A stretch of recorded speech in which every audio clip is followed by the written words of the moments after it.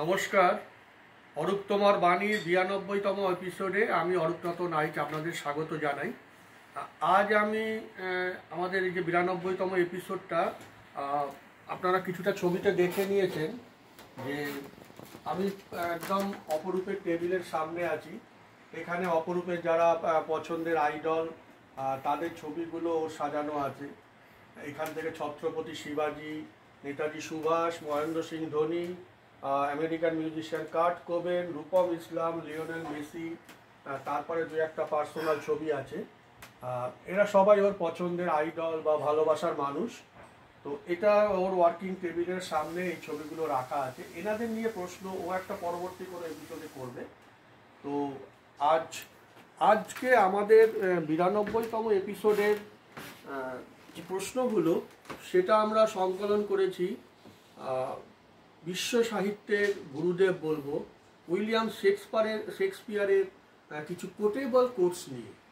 উনি ওনার নাটক বা বিভিন্ন ধরনের লেখায় এত অজস্র সুন্দর সুন্দর কোটেবল কোটস আছে যেগুলো তার অনেকগুলোই আমরা জানি, তবুও সেটাকে এক জায়গায় সংকলন করে আমাদের আজকের এপিসোডটা উইলিয়াম শেক্সপিয়ারের কোটেবল কোটগুলো নিয়ে। আপনারা জানেন উইলিয়াম শেক্সপিয়ার বিশ্ব সাহিত্যের ওই যে বললাম গুরুদেব।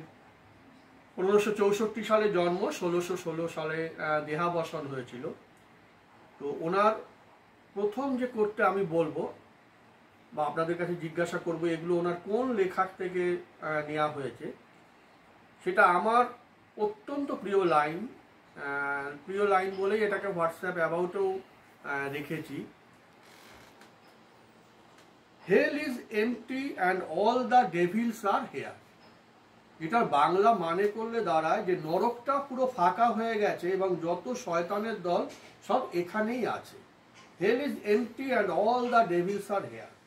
শেক্সপিয়ারের কোন লেখায় এই লাইনটা আমরা পাই? এটার উত্তরটা হচ্ছে দ্য টেম্পেস্ট। কোশ্চেন নম্বর 1-এর অ্যান্সারটা হচ্ছে দ্য টেম্পেস্ট।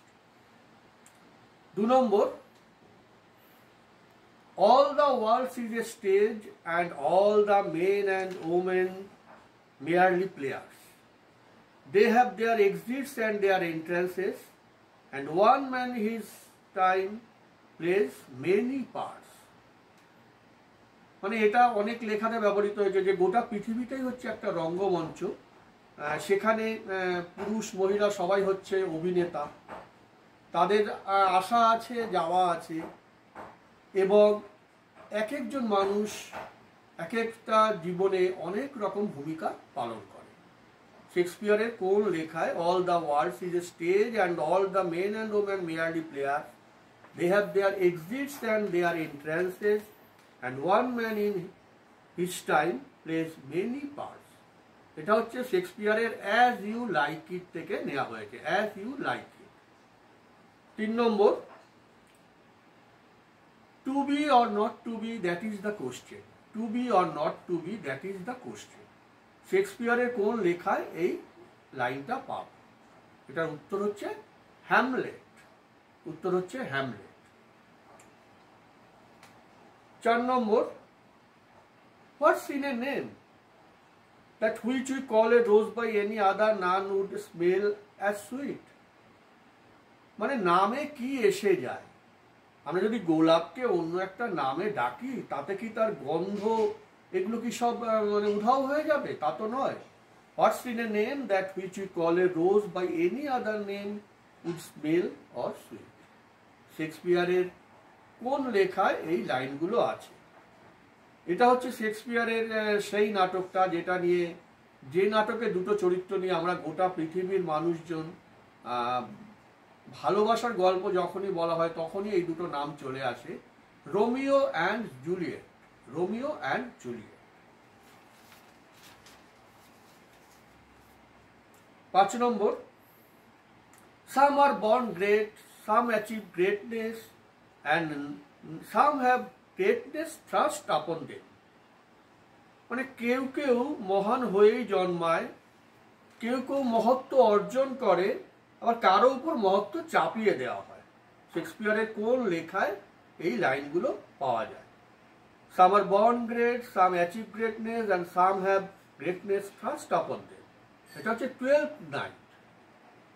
আমাদের আজকের এপিসোডের সবশেষ প্রশ্ন, the last one, love all, trust a few, do wrong to নান। কি সুন্দর বলেছেন, সবাইকে ভালোবাসো কিন্তু কিছু জনকে বিশ্বাস করো আর কারোর সাথে কোনো খারাপ কিছু করো। Love all, trust a few, do wrong to none. শেক্সপিয়ারের কোন লেখায় এই লাইনগুলো পাওয়া যায়?